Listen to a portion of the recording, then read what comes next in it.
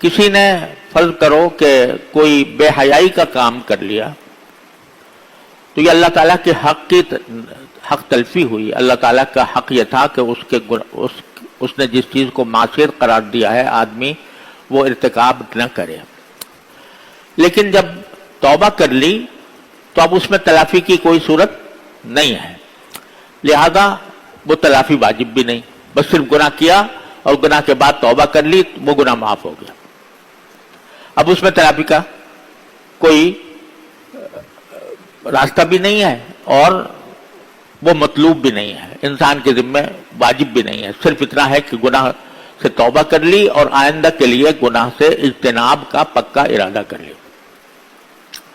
لیکن جو فرائض تھے، فرائض کے اندر جو کوتاہی ہوئی اور جو نمازیں قضا ہوئیں، جو روزے قضا ہوئے، تو ان کی تلافی ممکن ہے، اور ممکن یہ ہے کہ ان کو قضا کرے، ان کو ادا کرنے کی فکر کرے.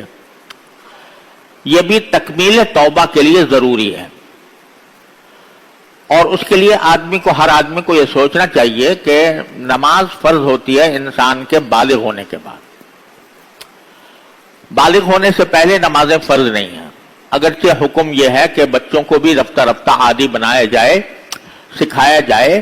حدیث میں ہے کہ جب بچہ 7 سال کی عمر کا ہو جائے تو اس کو نماز سکھاؤ، نماز پڑھاؤ، اور 10 سال کا ہو جائے تو پھر اس کو تنبیہ کے طور پر مار بھی سکتے ہو کہ بھئی تم نے نماز کیوں نہیں پڑھی. لیکن شرعاً اس کے ذمہ فرض نہیں ہے. بالغ جب ہو جاتا ہے انسان تو پھر بالغ ہونے کے وقت سے انسان کے اوپر نمازیں فرض ہوتی ہیں. بالغ ہونے کے معنی یہ ہے کہ یا تو بلوغ کی علامتیں ظاہر ہو جائیں،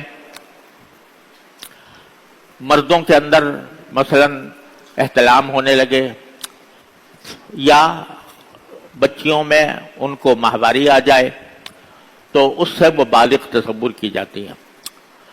اب یہ اندازہ لگائیں کہ میرے بالغ ہونے سے لے کر اب تک مجھ سے کچھ نمازیں قضا ہوئی ہیں یا نہیں.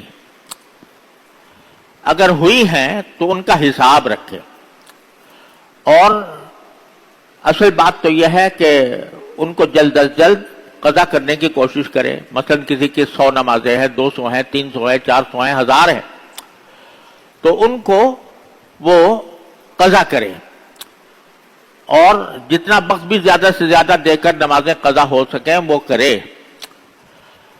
اور اس کا ایک آسان طریقہ بزرگوں نے یہ بھی فرمایا ہے کہ ہر فرض نماز کے ساتھ ایک فرض نماز قضا کی نیت سے پڑھتا رہے، اور نیت یہ کرے کہ میرے ذمے جو آخری نماز فرض تھی اور میں نے ادا نہیں کی، وہ آخری نماز میں قضا کر رہا ہوں.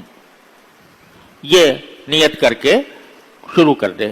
فجر کی نماز کے ساتھ فجر کی نماز، کہ آخری فجر کی نماز جو مجھ سے قضا ہوئی تھی وہ میں پڑھ رہا ہوں اور اس کو ادا کر رہا ہوں. اور ظہر کی نماز کے ساتھ ظہر کی، کہ آخری جو ظہر کی قضا ہوئی تھی وہ میں پڑھ رہا ہوں.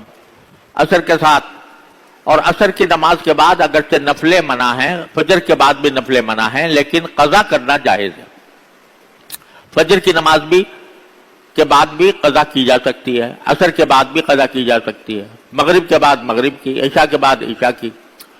اس طرح اپنے ساری پچھلی زندگی کی نمازیں قضا کرنا یہ انسان کے ذمے توبہ کی تکمیل کے لیے ضروری ہے. آج کل بعض لوگوں نے یہ مشہور کر دیا ہے کہ اگر کسی شخص نے توبہ کر لی، نمازیں پچھلے زمانے میں نہیں پڑھی تھیں، تو بس توبہ کر لے تو کافی ہے، پچھلی نمازوں کو قضا کرنے کی ضرورت نہیں ہے. یہ بات صحیح نہیں. رسول کریم صلی اللہ علیہ وسلم کا ارشاد ہے کہ من نام عن صلاۃ او نسیھا فلیصلیھا اذا ذکرھا فان ذلک وقتھا. کہ اگر کوئی شخص کسی نماز سے سو گیا تھا، سونے کی وجہ سے نماز چلی گئی، یا بھول گیا تھا، بھولنے کی وجہ سے نماز چلی گئی، تو پھر جب بھی اس کو یاد آئے تو وہ اس کو ادا کر لے، کیونکہ وہی اس کا وقت ہے. یہ الفاظ ہیں حدیث پاک صلی اللہ علیہ وسلم، حضور اقدس صلی اللہ علیہ وسلم کی حدیث پاک کے.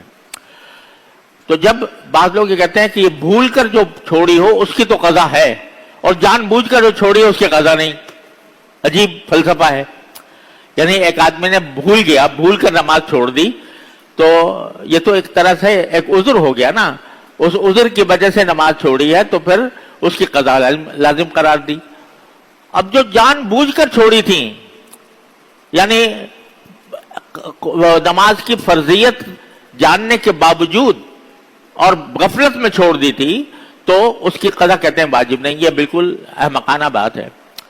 उसकी कज़ा तो और वाजिब है। अपनी इस्ताअत की हद तक हर रोज अपने नमाजों के साथ एक नमाज पीछे कज़ा करे, अंदाजा लगाए कि कितनी नमाजें मेरी कज़ा हुई हैं, कितने दिनों की हुई है, उसका हिसाब अपने पास लिखे और साथ में ये वसीयत भी लिखे कि अगर मैं अपनी जिंदगी में ये नमाजें कज़ा ना कर सका तो फिर मुझे मेरे तरके से उसके फिदिये की रकम अदा की जाए।